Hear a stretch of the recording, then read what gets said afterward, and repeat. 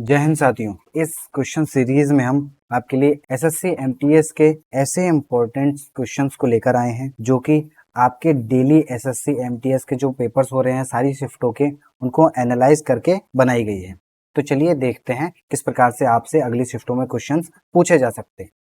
तो पहला क्वेश्चन है आपके लिए, ला गणेशन ने 20 फरवरी 2023 को किस राज्य के 21वें राज्यपाल के रूप में शपथ ली? आपके सामने चार ऑप्शन है, नागालैंड, मध्य प्रदेश, हरियाणा या मिजोरम। तो आपका सही आंसर हो जाएगा नागालैंड।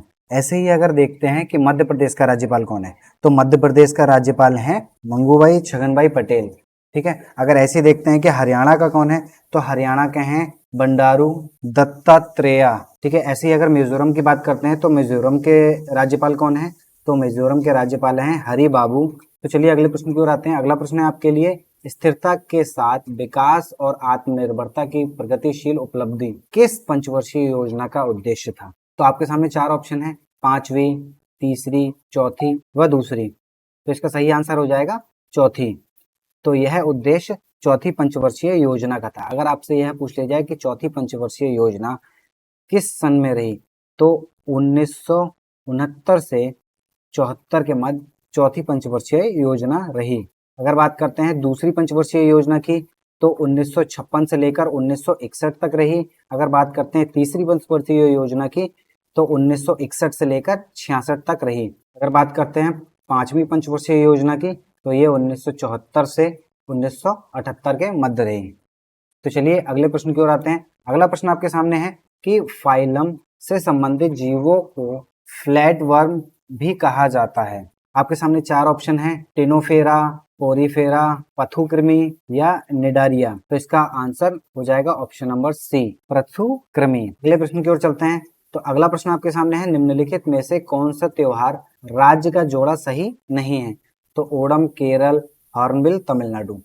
तो इसका आंसर हो जाएगा ऑप्शन नंबर डी। बात करते हैं ओणम की, तो ओणम तो केरल का है, लेकिन अगर बात करते हैं हॉर्नबिल की, तो हॉर्नबिल नागालैंड का है।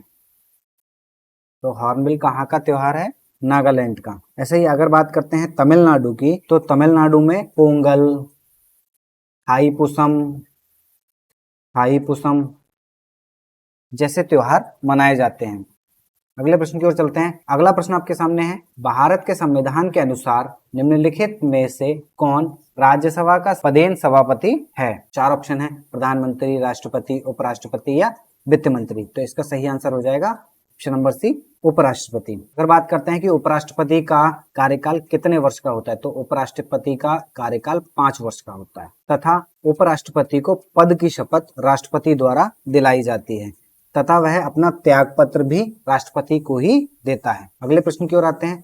अगला प्रश्न है, निम्नलिखित में से किस शासक के अधीन दिल्ली सबसे पहले राजधानी बनी? तो चार ऑप्शन है, अजमेर के चौहान, तोमर राजपूत, इल्तुतमिश राजवंश या खिलजी राजवंश। तो इसका सही आंसर हो जाएगा तोमर राजपूत। अगला प्रश्न देखते हैं। अगला प्रश्न आपके सामने है, निम्नलिखित में से कौन ध्वनि तरंग की विशेषता नहीं है? चार ऑप्शन है, विद्युत चुंबकीय, यांत्रिक, अनुदैर्ध्य, प्रगतिशील। तो इसका सही आंसर हो जाएगा विद्युत चुंबकीय।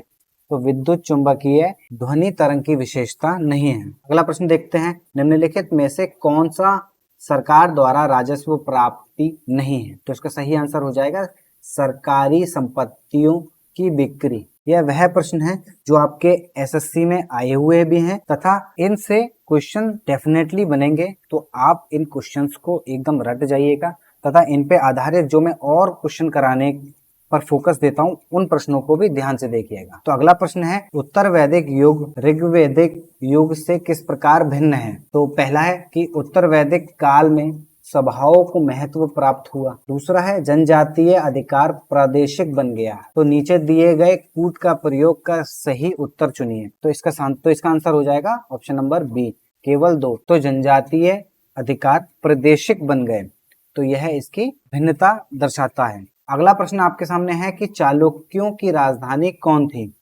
तो चालुक्यों की राजधानी थी ऐहोल तथा चालुक्य राजवंश 1543 ईस्वी से 755 ईस्वी तक चला।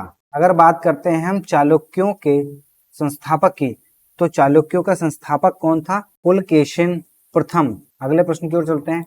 अगला प्रश्न है 20वीं शताब्दी में अनुशीलन समिति भारतीय उपमहाद्वीप के किस भाग से सक्रिय थी?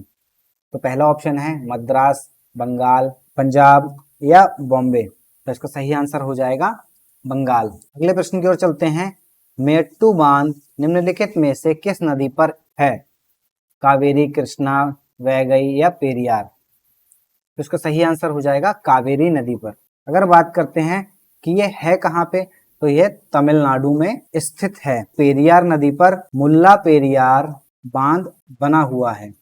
मुल्ला पेरियार बांध बना हुआ है। अगर बात करते हैं बैगई की, तो बैगई नदी पर बैगई बांध ही बना हुआ है। अगर बात करते हैं कृष्णा नदी की, तो कृष्णा नदी पर नागार्जुन बांध बना हुआ है। जो मैं आपको ऑप्शन के माध्यम से कुछ प्रश्नों को कराने का प्रयास करता हूँ, आप उन पर भी पूरी पकड़ बनाइए, क्योंकि आने वाले शिफ्टों में उनसे अधिक प्रश्न पूछे जाने की संभावना है। जिस प्रकार से मैंने पहले प्रैक्टिस सेट कराया था, उससे भी कई प्रकार के प्रश्न पूछे गए हैं तथा किसी न किसी शिफ्ट में यह प्रश्न पूछे जाएंगे, तो आप इन पर अच्छी पकड़ बनाइए। अगला प्रश्न देखते हैं कि अलाउद्दीन खिलजी सिंहासन पर कब आरोहित हुआ? 1292, 1296, 1290, 1294। तो इसका सही आंसर हो जाएगा 1296। और वह कब तक रहा? तो वह 1296 से 1316 तक लगभग 20 वर्षों तक उसने शासन किया। तो अगला प्रश्न है निम्नलिखित में से कौन सी नृत्य शैली पंजाब राज्य से संबंधित है? कथकली, जात्रा, माच या भांगड़ा। तो भांगड़ा पंजाब से संबंधित है। अगर बात करते हैं कथकली, तो कथकली केरल राज्य से संबंधित है। और बात करते हैं जात्रा की, तो जात्रा उड़ीसा से संबंध रखती है। नृत्य शैली हो गई। अगला प्रश्न देखते हैं, म्यूरी एसिड अम्ल का रासायनिक सूत्र क्या है? तो इसका सही आंसर हो जाएगा HCl। अगले प्रश्न की ओर चलते हैं। अगला प्रश्न है निम्नलिखित में से कौन सा रोग दूषित जल पीने से होता है? स्कर्वी, हैजा, रिकेट्स या रक्त अल्पता। तो इसका सही आंसर हो जाएगा ऑप्शन नंबर बी, हैजा।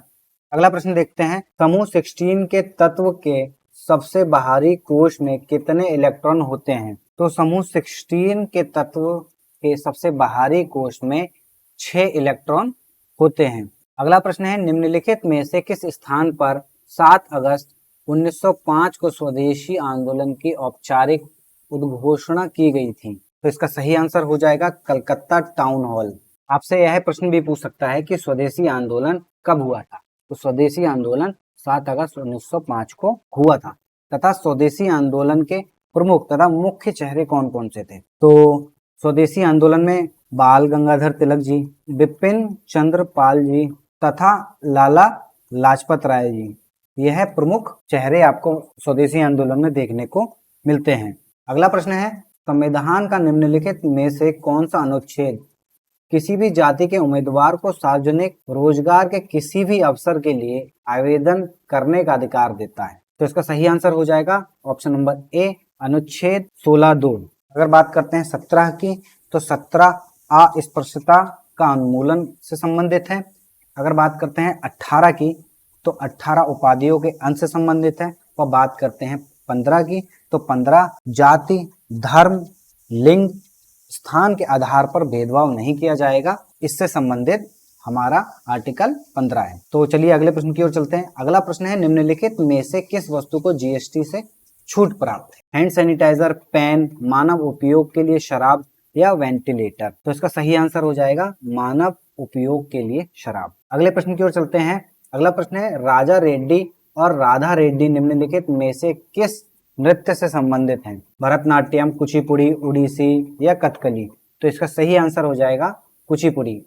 अब कुचिपुड़ी कहाँ का नृत्य है? तो यह आंध्र प्रदेश का नृत्य है। यह भी आपसे परीक्षाओं में पूछा जा सकता है कि कुचिपुड़ी कहाँ का शास्त्रीय नृत्य है। ऐसी बात करते हैं कथकली की, तो यह केरल का है। अगर बात करते हैं भरतनाट्यम की, तो भरतनाट्यम तमिलनाडु का है। व उड़ीसी की बात करते हैं तो यह अपना उड़ीसा का है। चलिए अगले प्रश्न की ओर चलते हैं। भारत का चुनाव आयोग देश में स्वतंत्र और निष्पक्ष चुनावों का रक्षक है और भारतीय संविधान के किस अनुच्छेद में इसकी स्थापना का प्रावधान है? तो आर्टिकल 324 में भारतीय चुनाव आयोग के बारे में दिया हुआ है। अगर बात करते हैं 356 की, तो 356 में राज्य आपातकाल के बारे में दिया हुआ है। अगर बात करते हैं 352 की, तो 352 में राष्ट्रपति आपातकाल की उद्घोषणा कर सकते हैं, इसमें राष्ट्रीय आपातकाल लगाया जा सकता है।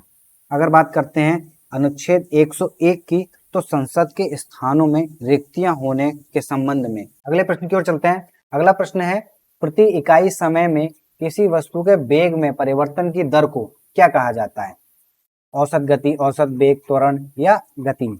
तो उसको कहा जाता है त्वरण। अगर आपसे इसका फॉर्मूला पूछ लिया जाए, A equal to delta V upon delta T, जहां पर डेल्टा वी हो गया वेग और जहां पर डेल्टा टी हो गया समय।